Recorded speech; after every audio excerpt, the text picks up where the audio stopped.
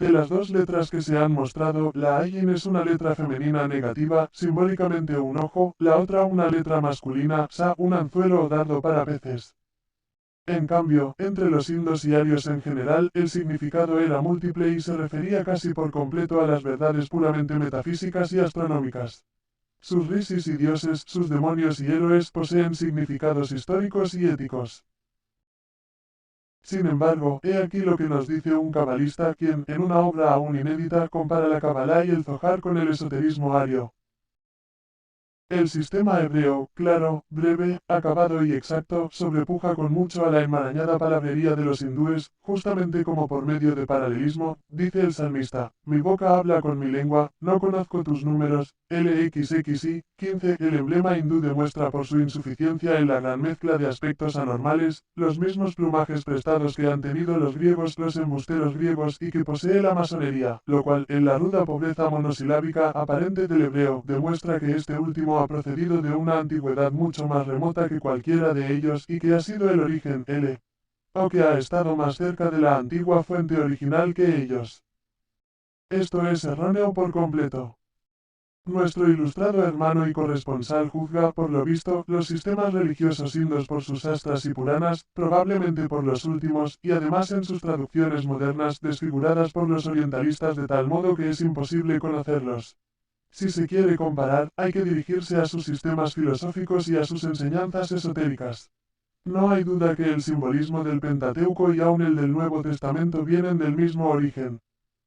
Pero seguramente la pirámide de Keops, cuyas medidas todas ha encontrado repetidas el profesor Piachi Smith en el pretendido y mítico Templo de Salomón, no es de fecha posterior a la de los libros mosaicos.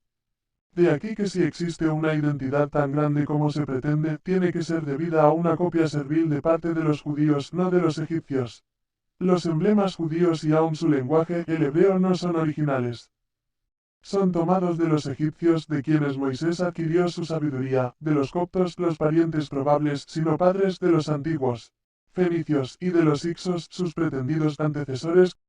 Pero, ¿quiénes son los pastores hicsos y quiénes los egipcios? La historia nada sabe, y especula y teoriza desde las profundidades de la conciencia respectiva de sus historiadores. El camismo, o antiguo copto, procede del Asia occidental y contiene algún germen del semítico, dando así testimonio de la unidad primitiva de parentesco de las razas aria y semítica, dice Bunsen, quien coloca los grandes sucesos acaecidos en Egipto 9000 años antes de nuestra era. El hecho es que en el esoterismo arcaico y en el pensamiento ario encontramos una gran filosofía, mientras que en los anales hebreos solo vemos la más sorprendente ingeniosidad para inventar apoteosis del culto fálico y de la teogonía sexual. Que los arios jamás basaron su religión tan solo en símbolos fisiológicos como lo han hecho los antiguos hebreos puede verse en las escrituras hindúes exotéricas. Que estas relaciones son velos lo demuestra la contradicción entre unas y otras, encontrándose una explicación diferente en casi todos los Puranas y poemas épicos. Sin embargo, si se leen esotéricamente, se hallará en todos el mismo significado. Así, una relación enumera 7 mundos, excluyendo los mundos inferiores, también en número de 7. Estos 14 mundos superiores e inferiores nada tienen que ver con la clasificación de la cadena septenaria y pertenecen a los mundos puramente etéreos e invisibles. De estos se hablará en otra parte. Baste decir, por ahora, que de propósito se hace referencia a ellos como si perteneciesen a la cadena. Otra enumeración llama a los 7 mundos tierra, firmamento, cielo, región media, lugar de nacimiento, mansión de bienaventuranza y residencia de la verdad, colocando a los hijos de Brahma en la sexta división y diciendo que la quinta, Janaloka, es aquella en donde los animales destruidos en la conflagración general nacen de nuevo. En los capítulos siguientes, sobre simbolismo, se da alguna enseñanza realmente esotérica. Quien esté preparado para ello comprenderá el significado oculto.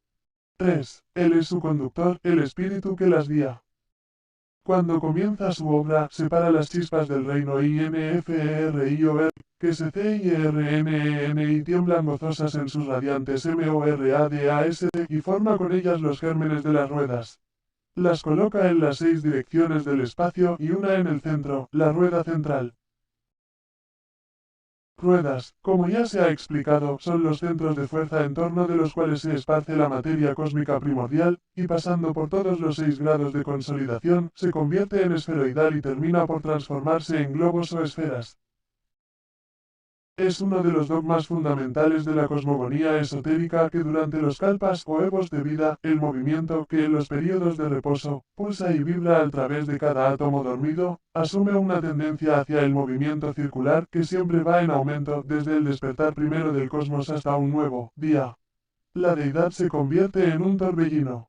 Puede preguntarse cómo lo ha hecho también la autora, quien podrá averiguar la diferenciación de aquel movimiento, si toda la naturaleza se halla reducida a su esencia primera, no existiendo allí nadie ni siquiera uno de los Dhyan y Chohans, puesto que están todos en nirvana que lo pueda ver. La contestación a esto es, todo en la naturaleza tiene que juzgarse por analogía. Aunque las más elevadas deidades, arcángeles o Dhyan y Budas sean incapaces de penetrar los misterios demasiado alejados de nuestro sistema planetario y del cosmos visible, sin embargo han existido en los tiempos antiguos grandes videntes y profetas que pudieron percibir el misterio del hálito y del movimiento retrospectivamente cuando los sistemas de mundos permanecían en reposo y sumidos en su sueño periódico. Las ruedas también son llamadas rotae, las ruedas movientes de los orbes celestiales que toman parte en la creación del mundo cuando el significado se refiere al principio animador de las estrellas y planetas, pues en la Kabbalah se las representa por los aufanim, los ángeles de las esferas y estrellas de las cuales son las almas animadoras. Esta ley de movimiento giratorio en la materia primordial es una de las más antiguas concepciones de la filosofía griega cuyos primeros sabios históricos eran casi todos iniciados en los misterios. Los griegos la debían a los egipcios y estos últimos a los caldeos, quienes habían sido discípulos de brahmanes de la escuela esotérica. Leucipo y Demócrito de Abdera, el discípulo de los magos, han enseñado que este movimiento giratorio de los átomos y esferas ha existido desde la eternidad.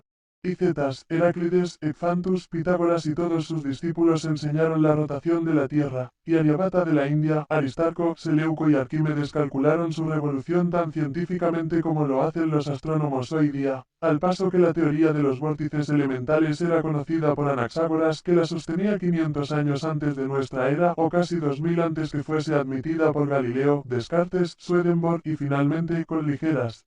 La doctrina de la rotación de la Tierra sobre un eje era enseñada por Hicetas el Pitagórico probablemente 500 años antes de nuestra era.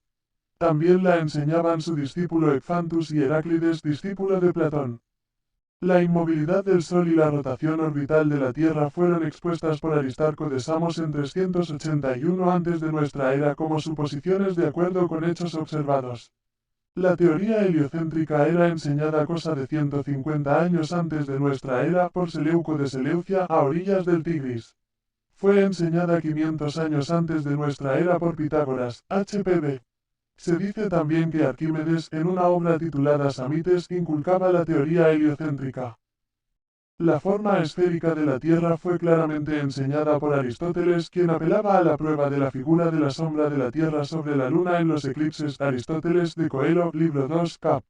14. La misma idea fue defendida por Plinio. Historia Natural, 2:65. Estas opiniones parecen haber estado perdidas para el conocimiento durante más de 1.000.000 de años. Winchell, World Life, 551-2. Modificaciones por ser W. Thomson. Todos esos conocimientos, haciendo tan solo justicia, son un eco de la doctrina arcaica que se intenta explicar en la actualidad. Como hombres de los últimos siglos han llegado a las mismas ideas y conclusiones que, como verdades axiomáticas, eran enseñadas en el secreto de los Adita docenas de millares de años es cuestión que se tratará aparte.